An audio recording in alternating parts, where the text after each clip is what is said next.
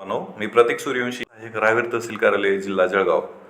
शेतकरी बांधवांनो, कोल्हापूर जिल्ह्यातील 30 ग्रामपंचायत बांधणीसाठी जे काय 30 ग्रामपंचायत इमारत बांधणीसाठी मंजुरी दिलेली आहे. शेतकरी बांधवांनो, आपल्याला माहितीच आहे की माननीय बाळासाहेब ठाकरे स्मृती मातोश्री ग्रामपंचायत बांधणी योजनेअंतर्गत राज्यभर ज्या ज्या गावांमध्ये स्वतःचं इमारत ग्रामपंचायतीचं नाही, म्हणजेच ग्रामपंचायत कार्यालय नाही, त्या गावांसाठी कार्यालय बांधण्यासाठी महाराष्ट्र शासन निधी उपलब्ध करून देत असतं. त्याच योजनेअंतर्गत ह्या कोल्हापूर जिल्ह्यातील 30 गावांसाठी ग्रामपंचायत कार्यालय बांधण्यासाठी निधी मंजूर झालेला आहे. त्या संदर्भातला GR आलेला आहे, तो आपण डिटेलमध्ये पाहूयात. या व्हिडिओमध्ये आपण पाहणार आहोत ते कुठले कुठले गावे आहेत कोल्हापूर जिल्ह्यातले, त्यानंतर त्याला किती निधी भेटणार आहे आणि किती आणि कशी प्रोसेस आहे या संदर्भातली आपण संपूर्ण माहिती या व्हिडिओच्या माध्यमातून पाहणार आहोत. त्यामुळं माझ्याशी सर्व शेतकरी बांधवांना आणि सर्व माझ्या मित्रांना विनंती आहे की त्यांनी हा व्हिडिओ संपूर्ण पाहावा. आपण पाहू शकता, हा GR महाराष्ट्र शासनाचा ग्रामविकास विभागाअंतर्गत 31 ऑक्टोबर 2025 रोजी निर्गमित झालेला आहे, जो काय कोल्हापूर जिल्ह्यातल्या 30 ग्रामपंचायत इमारत बांधण्यासाठी हा GR आहे. डायरेक्ट आपण आता ते कुठले जिल्हे आहेत आणि डायरेक्ट आपण ते कुठले गावे आहेत ज्यांना हे निधी भेटणार आहे, किती निधी भेटणार आहे तो माहिती पाहाव्यात. त्यानंतर प्रोसेस कशी आहे ती माहिती पाहूयात. आपण पाहू शकता, जे काय जालना जिल्ह्यातील कोल्हापूर जिल्ह्यातील जे काय वेगवेगळे तालुके आहेत आणि ग्रामपंचायतीचं गाव आहे त्यांची यादी दिलेली आहे. आपण ही यादी डिटेलमध्ये पाहूयात. आपण सर्वप्रथम पाहू शकता, कोल्हापूर जिल्ह्यातील जे काय आजरा तालुका आहे, आजरा तालुक्यातील 3 गावे इथे त्यांनी दिलेले आहेत. आपण पाहू शकता, आजरा तालुक्यातील कासार वडगाव, कासार कांडगाव, मुरडे आणि वेळवट्टी या 3 गावासाठी आपण निधी पाहूयात. कासार कांडगावसाठी 20 लाख, मुरडेसाठी 20 लाख आणि वेळवट्टीसाठी 20 लाख अशी निधी ग्रामपंचायत कार्यालय बांधण्यासाठी दिलेला आहे. आता आपण गडहिंग्लजसाठी पाहूयात. यासाठी गडहिंग्लज तालुक्यातील जे काय इदरगुच्ची आणि कुळंबहाळ ही 2 जे गावे आहेत त्यासाठी 20 लाख आणि 20 लाख इतका निधी भेटलेला आहे. मित्रांनो आणि शेतकरी बांधवांनो, जर माझं उच्चार करताना चूक होत असेल तर माफ करून घ्या. आता आपण चंदगड या तालुक्यातील गावांची माहिती पाहूया. चंदगडमधील बागिलने या गावासाठी निधी उपलब्ध झालेला आहे ग्रामपंचायत कार्यालय बांधण्यासाठी. ते आहे 20 लाख रुपये इतका निधी. आता आपण भूदरगड तालुक्यातील गावांची माहिती पाहूया. भूदरगडमधील नवले आणि मेघोली या गावांसाठी निधी उपलब्ध झालेला आहे. 20 लाख आणि 20 लाख इतका निधी उपलब्ध झालेला आहे. राधानगरी तालुक्यातील मांगेवाडी आणि करंजफेन या गावासाठी 20 लाख आणि 20 लाख इतका निधी उपलब्ध झालेला आहे.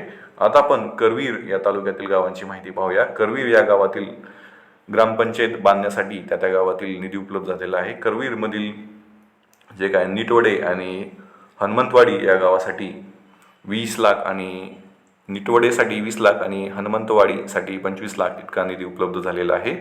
मित्रांनो, हा जो निधी आहे तो त्या गावातल्या लोकसंख्येप्रमाणे आणि सदस्य संख्येप्रमाणे कमी जास्त असू शकतो. आता आपण पन्हाळा तालुक्यातील गावांची माहिती पाहूया. पन्हाळा तालुक्यातील जे काय तांदूळवाडी, बोरीवडे आणि बाजार भोगाव यासाठी माहिती पाहूयात. पन्हाळा तालुक्यातील जे काय तांदूळवाडी गाव आहे त्यासाठी 20 लाख, बोरीवडेसाठी 25 लाख आणि बाजार भोगावसाठी 25 लाख इतका निधी भेटलेला आहे. आता आपण गगनबावडा या तालुक्यातील गावाची माहिती पाहूया.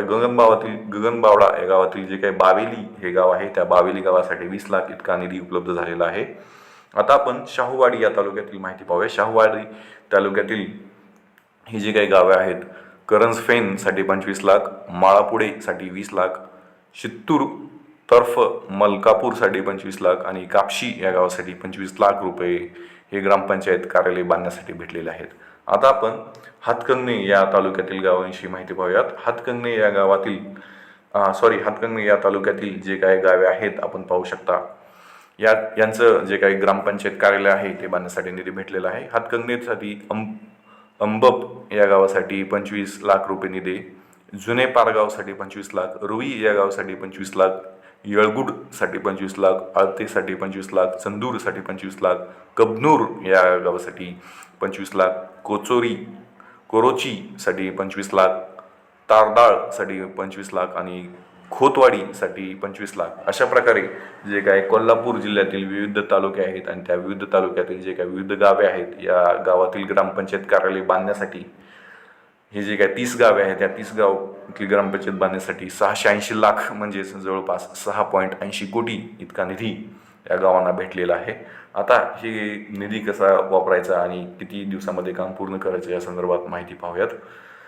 ह्या GRच्या माध्यमातून त्यांनी माहिती दिलेली आहे. आपण पाहू शकता, ही जर शासन निर्णय झालेला आहे, त्यांनी सांगितलेलं आहे की ही जी काही इमारत आहे, इमारत कार्यालय बांधताना ती ग्रीन बिल्डिंग बांधावी, म्हणजेच निसर्गपूरक अशी असावी, व्यवस्थित असावी असं त्यांनी सांगितलेलं आहे. आणि हे जे काय कार्यालयाचं बांधकाम आहे ते हाती घेतल्यानंतर 1 वर्षाच्या आत जास्तीत जास्त पूर्ण होईल असं नियोजन करावं आणि त्याचा जो काही त्रैमासिक प्रगती अहवाल आहे तो शासन दरबारी तुमच्या जिल्ह्याची म्हणजेच कोल्हापूर जिल्ह्याचे जे काही उपमुख्य कार्यकारी अधिकारी साहेब आहेत त्यांनी याची दक्षता घ्यावी असं त्यांनी सांगितलेलं आहे.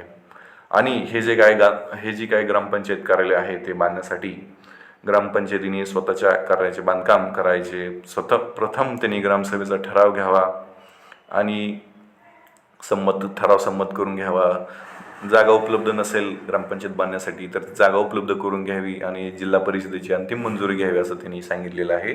आणि हे जे काही ग्रामपंचायतचं कार्यालय आहे ते 1 वर्षाच्या आत पूर्ण करून घ्यावं असं त्यांनी सांगितलेलं आहे.